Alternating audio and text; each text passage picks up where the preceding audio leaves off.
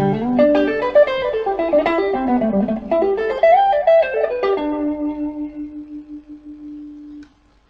again everybody, and welcome back to Lockdown Licks, part 11 of the low budget tutorial series.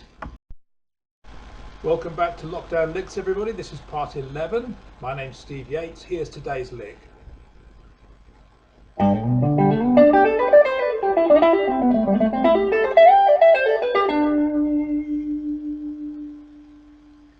Okay, so what is this? Well, this is a major lick, and it follows a particular tonality that you find in certain ballads, whereby the root chord, which would be something nice like that, but is actually just G in this case, goes then to the supersonic A minor.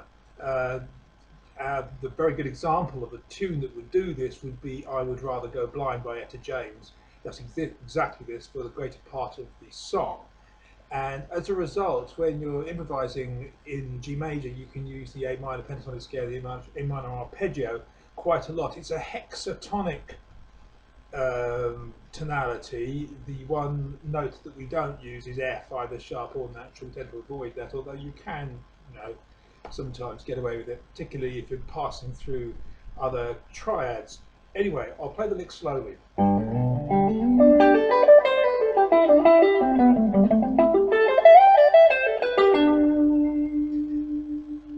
Now, I could go on all day with this medium. I could have made a really long lick out of this, but instead what I'm going to do is explain this one and then show where you could expand it, because we don't want to be here all day necessarily. I'll give you too many notes to learn. So firstly, it's a very basic major progression.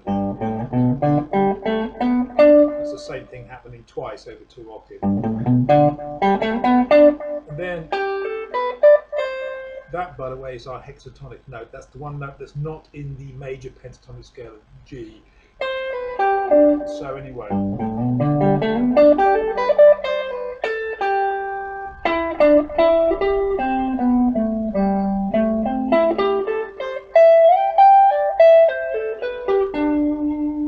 So we pass through A minor. We pass through A minor at this point. A minor 7th as it is there, but of course we'll play the plain arpeggio. But by the way, we may be getting a little bit of motion blur. The lighting in here isn't very good, and that's what it does to my webcam. So I'm playing slowly. If I'd played some of the licks I played earlier in this series, we wouldn't be able to see my fingers, but it's a little blurry.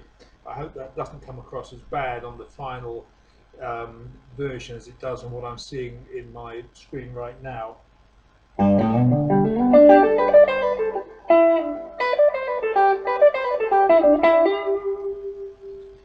Again, position change, always a nice thing to include in any licks you're working on, because when you improvise around those shapes, you'll have a position change ready to hand, which gets you into another shape. Very important.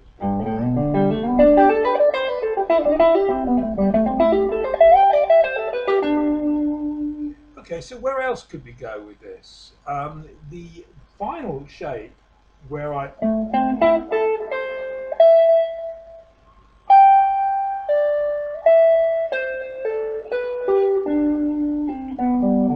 can be extended down there, or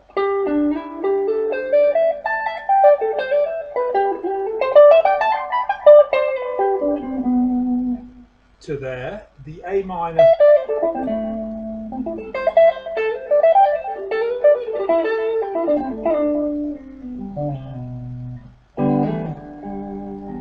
through A minor, and of course E minor is quite is exactly the same scale as G major pentatonic, so E minor pentatonic is absolutely fine, as is the E minor arpeggio. So really we've got the typical G, but the fact is that the A minor gives it an interesting character, because you can play as if you're playing an A minor lick, so long as you don't throw some of the passing notes you might do, and do that and resolve onto G, and hey presto, you've got this lick that you didn't know you had. because you thought it was an A minor lick, but it actually turns into a G lick. And I always like that kind of thing when you're playing, because basically you get a new lick for no extra effort. You don't have to learn it, it's already there. All you do is put it in another place.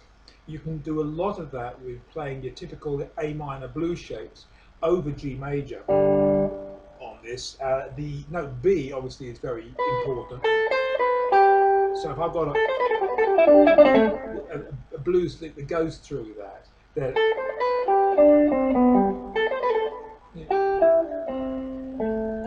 or up to there, because we've got, you know,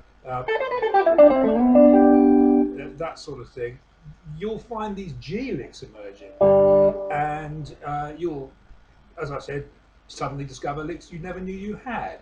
And that, I think, is one of the beauties of this. Anyway, I could describe this further. I probably will maybe go over one or two more licks in this same idiom throughout this series, because it's quite an interesting one. There are one or two other things you can do with it as well. But for the time being, I'll leave that with you. Keep practicing.